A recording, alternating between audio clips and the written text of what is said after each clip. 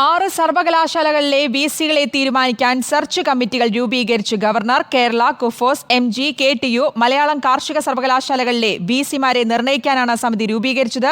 കേരള സർവകലാശാലയ്ക്ക് 2 അംഗ സെർച്ച് കമ്മിറ്റിയാണ്. ശ്രീജിത്ത് നൽകും വിശദാംശങ്ങൾ. ശ്രീജിത്ത്, കൂടുതൽ വിവരങ്ങൾ.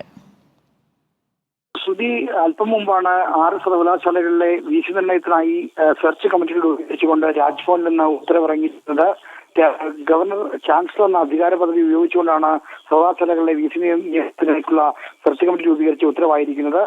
നേരത്തെ നമ്മൾ നൽകിയതുപോലെ തന്നെ കേരള സർവകലാശാല, മഹാത്മാഗാന്ധി സർവകലാശാല, ഫിഷറീസ് സർവകലാശാല, കേരള സാങ്കേതിക സർവകലാശാല, കേരള കാർഷിക സർവകലാശാല, മലയാളം സർവകലാശാല എന്നിവയിലേക്കാണ് സെർച്ച് കമ്മിറ്റി രൂപീകരിച്ചിരിക്കുന്നത്. ഇതിൽ കേരള സർവകലാശാലയ്ക്ക് 2 അംഗ സെർച്ച് കമ്മിറ്റി രൂപീകരിച്ചാണ് ഇപ്പോൾ ഉത്തരവായിരിക്കുന്നത്.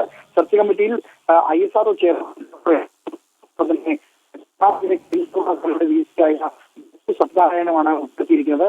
നേരത്തെ കേരള യൂണിവേഴ്സിറ്റി സ്റ്റാറ്റ്യൂട്ട് പ്രകാരം 3 അംഗ സെർച്ച് കമ്മിറ്റി വേണമെന്നായിരുന്നു. അതിൽ 3ാമത്തെ പ്രതിനിധിയെ നിർദ്ദേശിക്കുന്നത് യൂണിവേഴ്സിറ്റി സിൻഡിക്കേറ്റും സെനറ്റുമാണ്.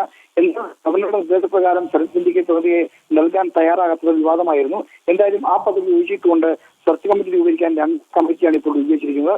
ISRO ചെയർമാൻ ഡോക്ടർ സോമനാഥാണ് കേരള സെർച്ച് കമ്മിറ്റിയുടെ കൺവീനർ. ശ്രീജിത്താണ് വിശദാംശങ്ങൾ നൽകിയത്. 6 സർവകലാശാലകളിലെ വിസികളെ തീരുമാനിക്കാനാണ് സെർച്ച് കമ്മിറ്റികൾ രൂപീകരിച്ച് governor. Kerala, KUFOS, MG, KTU, Malayalam കാർഷിക സർവകലാശാലകളിലെ വിസിമാരെ നിർണ്ണയിക്കാനാണ് സമിതി രൂപീകരിച്ചത്. വിശദാംശങ്ങളാണ് ശ്രീജിത്ത് നൽകിയത്.